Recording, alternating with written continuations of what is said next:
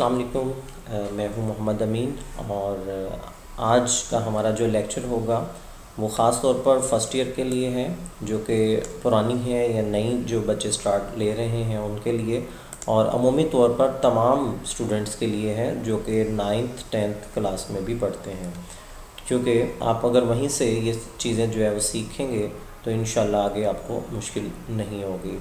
تو آج کے لیکچر کے اندر جو ہے میں بتاتا جاؤں کہ جو ہم نے حصہ پڑھنا ہے اس کا تعلق جو ہے کثیر الانتخابی سوالات کا وہ پہلا حصہ ہے، جو کہ لاسٹ لیکچر میں نے آپ کو ماڈل پیپر میں بتایا تھا کہ اس کے اندر بیٹا 5 MCQs جو ہے وہ پوچھے جاتے ہیں پہلے حصے کے اندر، جس کا تعلق جو ہے گو کہ یہ میں وضاحت کرتا جاؤں کہ پہلا حصہ گرامر سے ریلیٹڈ پہلا حصے کی بات کر رہا ہوں، کیونکہ اس سے اوپر 5 MCQ جو ہے وہ حصہ نثر سے پوچھے جاتے ہیں، تو ہم گرامر کے اندر جو ہے وہ بات کر رہے ہیں۔ تو اس میں سب سے پہلی بات جو ہے وہ جو 5 MCQs آتے ہیں ان کا تعلق جو ہے وہ شعری اصطلاحات سے ہوتا ہے، جس کے اندر جو ہے وہ پہلے MCQ جو ہے مطلع، مقطع، قافیہ اور ردیف کے بارے میں جو ہے وہ پوچھا جاتا ہے۔ تو پیارے بچوں، آج ہمارا جو ٹاپک ہوگا وہ مطلع اور مقطع کے بارے میں ہے۔ تو یقیناً آپ کو اس کی ڈیفینیشن پہلے معلوم ہوگی، لیکن ہم ان دو چیزوں کو پڑھنے سے پہلے کچھ بنیادی چیزوں کے بارے میں جو ہے وہ دیکھیں گے شعری اصطلاحات میں۔ تو سب سے پہلا جو ہمیں سمجھنا ہے کہ شعر کیا ہوتا ہے، اور شعر کی 2 لائنیں ہوتی ہیں، تو وہ 2 لائنیں جو ہیں ان کو کیا کہتے ہیں شعری اصطلاحات میں۔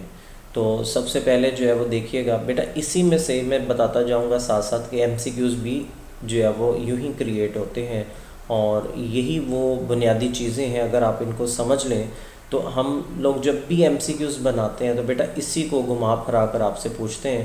کبھی ہم اس کی تعریف کے بارے میں پوچھ رہے ہوں گے، کبھی کوئی مثال دے کر پوچھیں گے کہ یہ کیا ہے۔ تو آپ نے انہی چیزوں کو اگر آپ یاد کر لیں گے تو آپ کے لیے کوئی مشکل نہیں ہوگا۔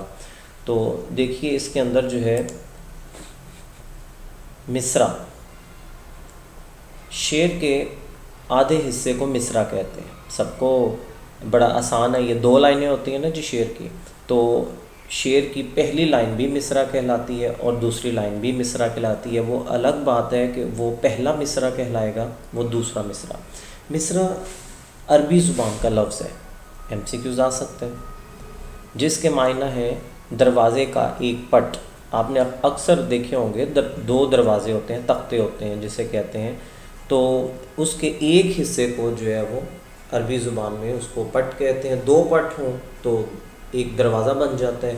اسی طرح جب 2 مصرعے ہوں گے تو ہم انہیں مکمل شعر کہیں گے۔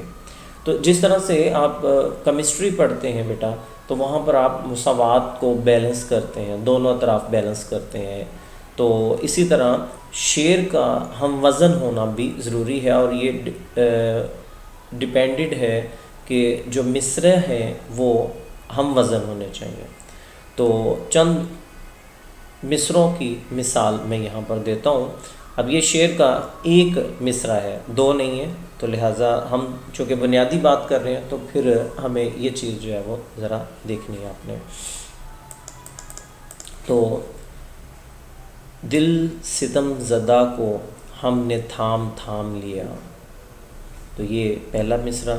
پھر جو چاہے آپ کا حسن کرشمہ ساز کرے، ہزارہا شجرے سایہ دار راہ میں ہے، ابن مریم ہوا کرے کوئی۔ تو آپ نے مجھے کوشش یہ کرنی ہے کہ میری اسی ویڈیو کے نیچے کمنٹس باکس کے اندر آپ ان میں سے کوئی بھی شعر آپ کو مکمل آتا ہے تو وہ ذرا ٹائپ تو کریں۔ Very good.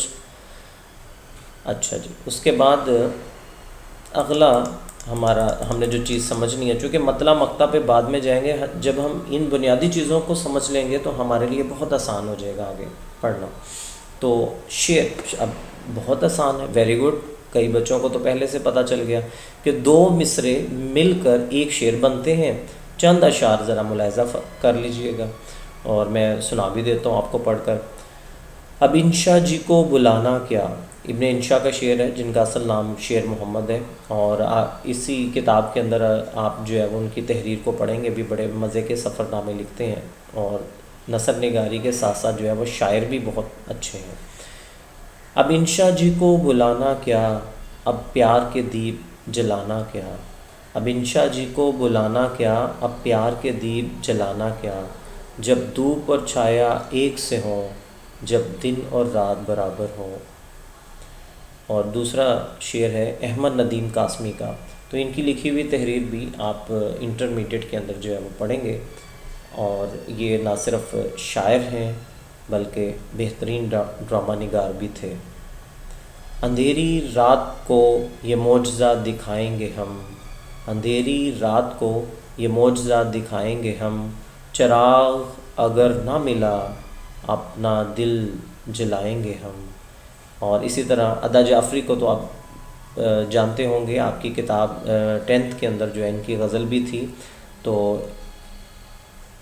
سانس لینے کی فرصت کہاں تھی ادا، سانس لینے کی فرصت کہاں تھی ادا، یاد آنے کو وہ یاد آتے رہے۔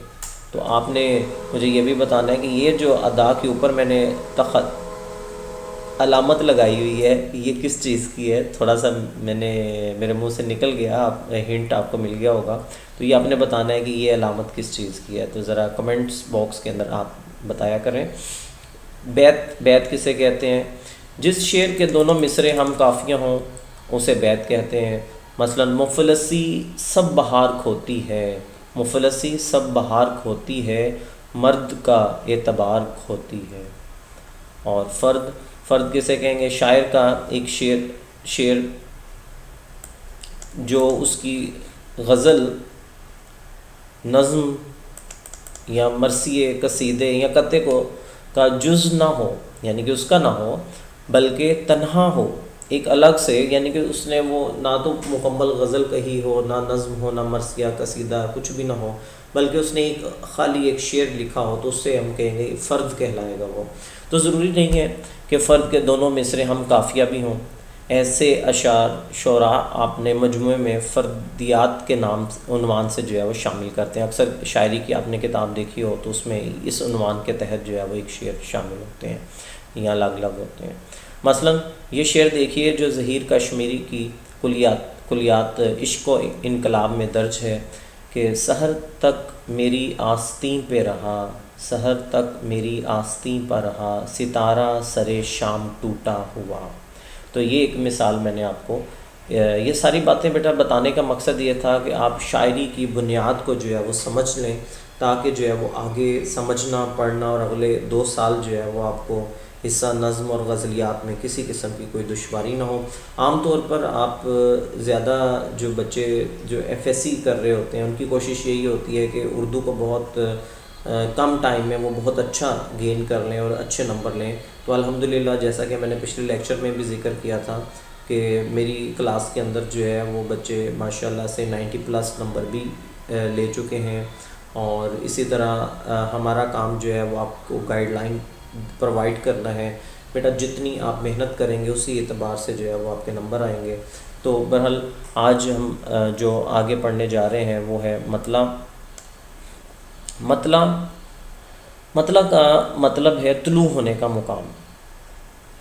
آپ نے یہ لفظ یوں بھی سنا ہوگا، جیسے ابھی میں آپ کو یہ لیکچر ریکارڈ کروا رہا ہوں تو آج جمعۃ المبارک تھا، تو موسم ایک دم سے جو ہے وہ مطلع ابر آلود ہو چکا ہوا ہے، تو یہ لفظ بھی آپ نے سنا ہوگا۔ مطلع کا مطلب ہے طلوع ہونے کا مقام۔ تو اصطلاحی طور پر غزل یا قصیدے کے پہلے شعر کو مطلع کہتے ہیں، ٹھیک ہے جی؟ غزل یا قصیدے کے پہلے شعر کو مطلع کہتے ہیں کیونکہ اس سے غزل یا قصیدے کا آغاز ہوتا ہے۔ تو مطلع کے دونوں مصرے ہم قافیہ ہوتے ہیں۔ غزل میں ایک سے زیادہ مطلع بھی ہو سکتے ہیں، ٹھیک ہے جی؟ یہ بھی نوٹ کیجئے گا، بعض اوقات 2 بھی ہو سکتے ہیں، 3 بھی ہو سکتے ہیں، ٹھیک ہے؟ مطلع ثانی، مطلع ثالث بھی ہوگا، تو جو بھی آخری مطلع ہوگا اسے ہم حسن مطلع کہیں گے، یعنی کہ پہلے مطلع کے بعد جو دوسرا مطلع ہوگا اسے ہم حسن مطلع بھی کہہ سکتے ہیں۔ غالب کا ایک شعر، اب یہ ہم دیکھتے ہیں کہ اس میں جو ہے وہ مطلع پہ پورا اترتا ہے یا نہیں، چونکہ اس کی نشانی ہے کہ مطلع کے دونوں مصرے ہم قافیہ ہوتے ہیں۔ اور ایک چیز یاد رکھیے گا پیارے بچوں کہ غزل کے اندر مصرے جو ہیں یا غزل میں ردیف کا ہونا ضروری نہیں ہوتا۔ یہ ایم سی کیوز بھی آتا ہوتا ہے بورڈ میں، تو یاد رکھیے گا کہ غزل کے اندر ردیف کا ہونا اشد ضروری نہیں ہے، اور ہم قافیہ الفاظ کا، قافیے جو جسے ہم کہتے ہیں ان کا ہونا لازم ہے، اس کے بغیر جو ہے وہ غزل نہیں ہوگی۔ اور غزل کے کم سے کم اشعار جو ہیں وہ 5 ہوتے ہیں، ٹھیک ہے جی، تو 4 شعر ہوتے ہیں اور آخر پہ مقطع ہوتا ہے، اور یہ بھی ضروری نہیں ہے کہ آخر میں مقطع ہی ہو، ٹھیک ہے، آگے چل کر میں آپ کو بتاتا ہوں۔ تو مرزا غالب کا یہ شعر کہ دل ہی تو ہے، دل ہی تو ہے نہ سنگ و خشت، درد سے بر نہ آئے کیوں، روئیں گے ہم 1000 بار کوئی ہمیں ستائے کیوں۔ تو مرزا غالب کا یہ شعر، تو ہم کچھ چند ایک اور مثالیں جو ہے وہ دیکھتے ہیں اسی حوالے سے۔ تو یہ دیکھیے گا کہ کہاں امجد اسلام امجد صاحب کا شعر ہے جی، کہاں آ کے رکنے تھے راستے، کہاں آ کے رکنے تھے راستے، کہاں موڑ تھا اسے بھول جا، وہ جو مل گیا اسے یاد رکھ، جو نہیں ملا اسے بھول جا۔ تو اس میں اگر ہم غور کریں تو اس میں اسے بھول جا، اسے بھول جا، ٹھیک ہے جی، تو یہ ایک طرح سے جو ہے وہ مطلع کہلا رہا ہے، کیونکہ امجد اسلام امجد کی غزل کا یہ پہلا شعر ہے۔ اور ردیف سے تھوڑا سا پیچھے جائیں، تھا، ملا، ٹھیک ہے، یہ دونوں الفاظ جو ہیں ہم کافی الفاظ میں۔ منیر نیازی صاحب بڑے زبردست شاعر ہیں، ان کا ایک شعر جو ہے وہ یہاں پہ میں نے لکھا ہوا ہے مطلع میں، جو مجھے بلا دیں گے میں انہیں بلا دوں گا، جو مجھے بلا دیں گے میں انہیں بلا دوں گا، سب غرور ان کا میں خاک میں ملا دوں گا۔ منیر نیازی صاحب کا یہ شعر، امید ہے کہ ان 3 مثالوں سے آپ کا جو ہے وہ کافی حد تک جو ہے وہ آپ کو مطلع کی سمجھ آ چکی ہوگی۔ اس کے علاوہ اگر آپ کو کوئی سوال آپ کے ذہن میں آیا ہو تو آپ بیٹا جی مجھ سے نیچے ٹائپ کر کے پوچھ سکتے ہیں۔ اب ایک چیز میرے ذہن میں آ رہی ہے کہ شاید آپ یہ پوچھنا چاہ رہے ہوں کہ شعر میں سے سر کیسے ایم سی کیوز آ سکتا ہے۔ تو بیٹا یہ شعر جو ہے مثال کے طور پر یہ منیر نیازی صاحب کا شعر ہے، تو اس کو لکھ کر آپ سے پوچھا جا سکتا ہے آپشن اے، یہ کیا ہے، مقطع، مطلع، قافیہ، ردیف، یا اس انداز میں آپ سے جو ہے وہ ایم سی کیوز پوچھا جا سکتا ہے۔ تو آگے بڑھتے ہیں، آج کا ہمارا جو دوسرا ٹاپک ہے وہ ہے مقطع۔ تو لغت میں یعنی کہ ڈکشنری میں، لغات کے اندر اگر ہم دیکھتے ہیں تو لغوی معنی جو ہے مقطع کے لغوی معنی ہے وہ مقام جہاں بات کا سلسلہ جو ہے وہ رک جاتا ہے۔ جیسے لیکچر کے آخر میں ایک مقام ایسا آئے گا کہ جب میں آپ سے اللہ حافظ کروں گا تو اس مقام کو مقطع کہیں گے، منقطع ہو جانا، رک جانا، ختم ہو جانا، ٹھیک ہے جی، یہ تھا لغوی معنی۔ آگے ہم دیکھتے ہیں اصطلاحی، شعری اصطلاح کے طور پر جو ہے اس کا معنی کیا بنے گا۔ غزل اور قصیدے کے آخری شعر کو مقطع کہتے ہیں، ٹھیک ہے جی، غزل کے اور قصیدے کے آخری شعر کو مقطع کہتے ہیں، لیکن ایک شرط ہے اس کے اندر، مقطع کے لیے ضروری ہے کہ اس میں شاعر اپنا تخلص استعمال کرے، ٹھیک ہے جی، تخلص وہ شاعر کا ایک مختصر نام جو اس کی پہچان بن جاتا ہے۔ جیسے مولانا الطاف حسین حالی، تو حالی ان کا تخلص ہے، مرزا اسد اللہ خان غالب، تو غالب ان کا تخلص ہے۔ تو اسی طرح اگر تخلص نہیں ہوتا تو پھر کیا ہوگا جی، اگر تخلص نہیں ہوگا، اگر شاعر اپنا تخلص استعمال ہی نہیں کرتا اس شعر کے اندر تو اسے مقطع نہیں کہیں گے ہم، ٹھیک ہے جی، یہ بات یاد رکھیے گا، یہ ایم سی کیوز ہے۔ مقطع کے لیے ضروری ہے کہ شاعر اپنا تخلص استعمال کرے، تو پھر ہم اسے کیا کہیں گے، ہم اسے آخری شعر کہیں گے، ٹھیک ہے جی۔ اسی طرح